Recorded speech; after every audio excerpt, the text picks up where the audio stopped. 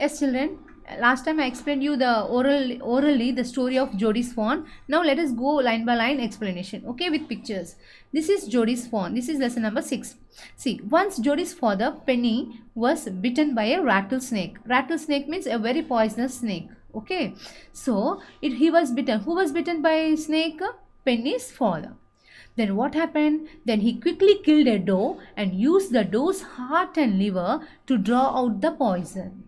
So as the snake was bitten, he took, what did he do? He killed doe. Doe means a female deer. Immediately he went into the forest. There he was in the forest only. He found one deer. He killed and he took out the liver and the heart. What did he take out? Liver and heart to draw out the poison, to remove the poison from the body. Then after removing the poison, then Jody saw the doe's baby, a little fawn, was left alone. The fawn, the baby deer, was standing there and watching Jody's father killing the deer, cutting the heart, removing the liver, and rubbing on the injured part where snake was bitten. Fawn was watching. Jody also observed that fawn, and he felt very sad. See the fawn there in the picture. Then the thought of fawn kept on haunting Jody's mind.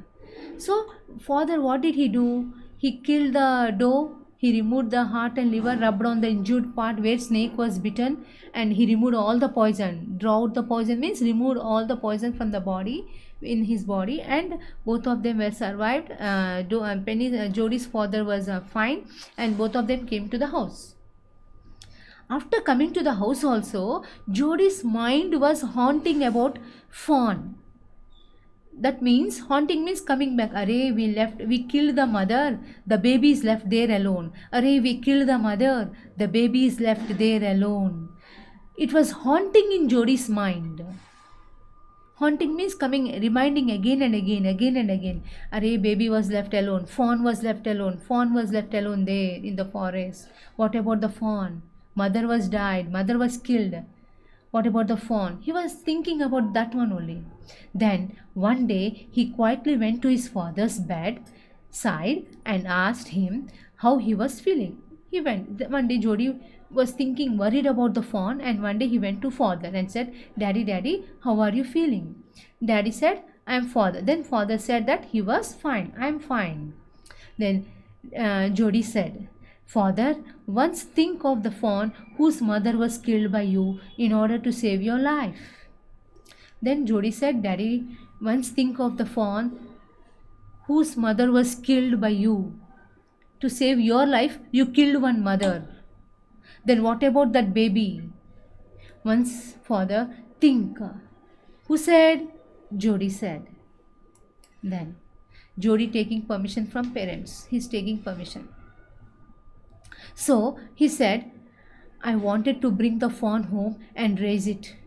Daddy, you killed the fawn. You killed the doe. You killed the doe. Then the baby is left over. That fawn I want to bring to my house and raise it up. Raise it up means bring them up. Okay. Then at first, Penny. Who is Penny? Jody's father. He did not agree. And later he agreed. Next, Jody's mother, Ma Baxter, also didn't agree. She said raising a fawn costs more. She shouted at Jody, Hey Jody, what do you want? You want to raise the fawn? You want to bring the fawn from the forest and raise it here in the house? No, it costs more. The fawn drinks more milk. Milk is more expensive. Then Jody said he would not drink milk daily and wanted to give his milk to fawn. Jody said, Mommy, I don't drink the milk, Mommy. I will give my share of milk to the fawn. I am a grown-up boy. No, I don't want to drink the milk. You give my share of milk, I'll give to fawn, Mommy. Please, Mommy, I want to bring the fawn to house and raise it up. Then he also said that our family was responsible for the fawn's plight. For their sadness, for their family was spoiled. So for that, our family is responsible, Mommy. The fawn is living alone in the forest means we are responsible for that. The fawn is starving there. The fawn is having no food there. So we are responsible for that. Mummy, please, mummy, I want to bring the fawn. Please give me permission. Daddy also gave permission. And you also please give me, mummy. Give me permission. Who begged? Jodi begged to his mom. By hearing Jodi's words, his mother gave permission to bring the fawn to house. Next, Penny also feels that it would be ungrateful to think to leave the fawn to starve. So he gave the Jodi permission to bring the fawn. It is ungrateful. Ungrateful means not feeling thanks. That means fawn's mother was killed. Now it is the responsibility of the father to bring the baby and raise it up. Okay. So fawn's mother was killed. Doe was killed. Why did he kill the doe? To save his own life. Penny, he killed the doe, he killed the female deer to save his own life. Now, it is the responsibility of Penny, that means Jodi's father, to bring the fawn and raise it here. Okay, isn't it? So, he killed the mother. Then what about the baby? Will he leave the baby alone in the forest? It is his responsibility to bring the baby and raise it. That point, it clicked. When Jodi told these words to father and mother, it clicked their heart. And then they agreed to bring the fawn from the forest to the house. Dr. Wilson and Melville, these are also the foresters who helped Penny. So they also supported Jodi's words. They said, yes, both Penny and Ma Baxter, both of you listen, what your son is telling is correct. You have to bring the fawn to the house and raise it up. You killed his mother. You killed fawn's mother. So it is your responsibility to bring the fawn from the forest and feed it and raise it up in your house. What your son is saying is correct. Who said these words? Melville and Dr. Wilson. Jodi and Melville wanted to go on a horse to bring the fawn from the forest. They started their journey. They went on a horse to bring the fawn from the forest. Now mother and father, both of them agreed. Ma Baxter said not to go long in the forest and said to return back soon. Mommy gave permission, daddy gave permission, go and bring the fawn back. And mommy also warned, don't go too deep into the forest. There will be wild animals. So just you see here and there. And come back soon. Before it becomes dark, please come back soon. Who told? Mother, Ma Baxter, told Jodi. Then Jodi assured, means he gave assurance. Yes, mommy, we will come back. Thank you for giving us permission to bring the fawn. We will be back soon, mommy. We will be back. Before becoming dark, we will be back. So Jodi told these words. Jodi assured his mother that they would return back before dinner. Melville asked Jodi how he knew that the fawn was a male. Melville said, hey, they started their journey on a horse. Melville said, how can you say that the fawn is a male? How can you find out the fawn now? How can you identify that the fawn was a male? Then Jodi said that the spots on the fawn were all in a line. This indicated the fawn was a male. When the spots on the fawn's body will be all in a line. When the spots are all in a line, then it is called a male. If the spots are randomly here and there, then it is called female. So that was the indication of male deer and female deer. Next, Jodi and Melville went to the forest. Jodi and Melville went in search of the fawn to the forest but could not find it. They searched. Jodi and Melville went and searched. They did not find the fawn. Then it was becoming dark. So Jodi wanted to send Melville back to house. But Melville was afraid to leave Jodi alone in the forest. Jodi was a brave boy and he said that he could manage himself in finding the fawn. Melville went back to his house. Jodi said, I can manage, I can search the fawn and bring. You first go away. Melville, you please go away to your house. I will come back. Jodi said to Melville. Melville was afraid. Oh my God, if I leave you alone, your mommy will be tensed. Your mommy will be worried. How can I leave you alone in the forest and go? If any animal comes and kills you.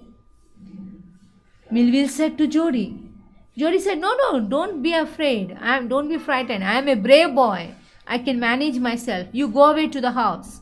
I'll come back." Who said? Jody. And he sent away Melville back to the house. Next, Jody, he started searching the fawn. He went to the carcass. Carcass means dead body of a doe. Dead bodies of any animals is called carcass. The dead body of any animal is called carcass. So he searched the carcass of a doe. First, where the mother was killed, Jody went there.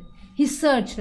There the dead body of mother was there, and some birds were eating, wild birds were eating the flesh of the doe.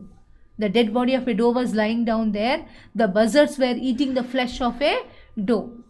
Then as the buzzards saw Jody, all the buzzards flew away. Then Jody thought, yes, here only near mother's dead body only the fawn will be. Let me search. So he searched. He found the fawn in the bushes. He felt very happy. Wow, I found the fawn. The fawn was moving slowly. It can't get up. It can't stand. Jody understood the fawn's problem. So, see, then there was some movement in front of him. Jody was overjoyed to see his fawn. The fawn was shaky, but it didn't try to rise or run.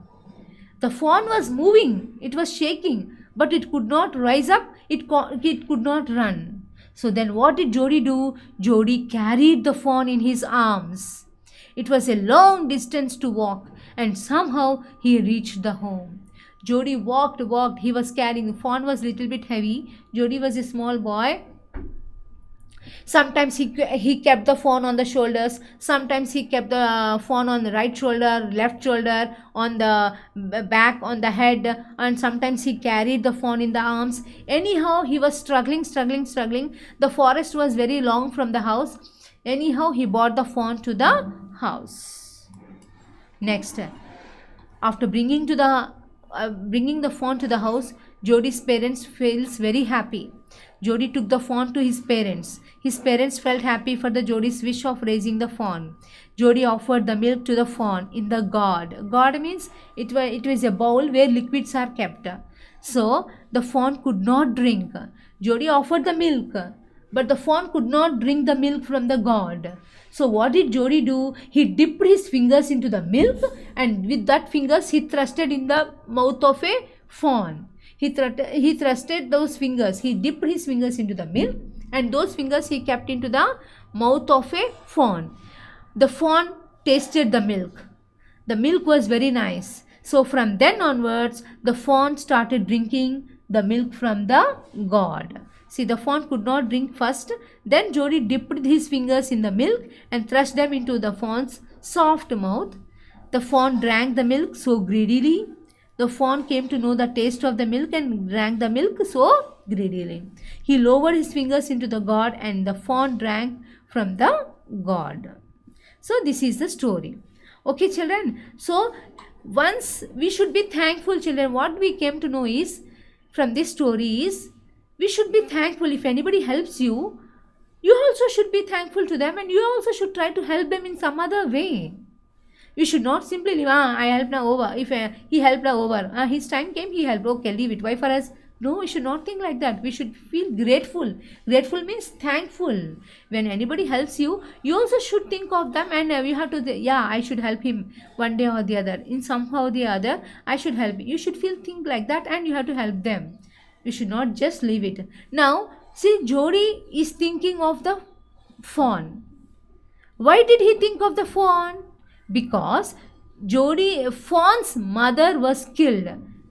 Because of fawn's mother, Jody's father was survived. Otherwise, Jody's father would have died. Okay, because of fawn's mother only, Jody's father was survived. So, from then onwards, Jody took a strong decision. Because of fawn's mother, my father was alive. Now I should take care of the fawn. Fawn lost his mother. We killed his mother. Now who will take care of the fawn? So let me go and take care of the fawn. He took a strong decision, and that idea was haunting in his mind. So, and from then onwards, he brought the fawn to the house and started taking care of the fawn. So he felt very thankful or not? Okay. Fawn, Fawn's mother died. So in spite of that, what he did instead of that, he took up the care, he started taking care of the fawn. Okay, so we should be very thankful to all. Now let us go to the words, vocabulary words, what are told in this essay only I gave you, not the textual words. Textual words you can read from the textbook. See, doe means what? A female deer or reindeer. Raising means what? Bringing up a child or a breed or growing animals or plants. Next, rattlesnake means it is an American snake, American viper. Its tail is full of rings, okay, with horns, rings on the tail that produce a rattling sound. Next, haunting. Haunting means coming to mind. What was haunting to Jody? Some idea was haunting to Jody. What was haunting in his mind? About the fawn, bringing the fawn back to house, and raising up in the house. Okay, that was hand. Plight means a dangerous or difficult situation. What was the plight there? The rattlesnake biting the father, and this father killing the doe was a very difficult situation. Ungrateful means not feeling or showing gratitude. Gratitude means thankfulness.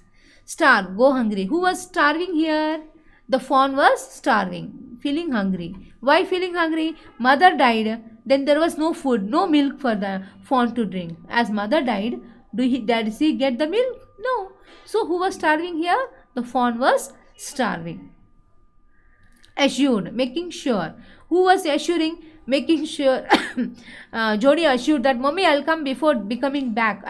Before dinner. Before dinner I'll be back, mommy. Before becoming dark I'll be back. He assured his mother and went.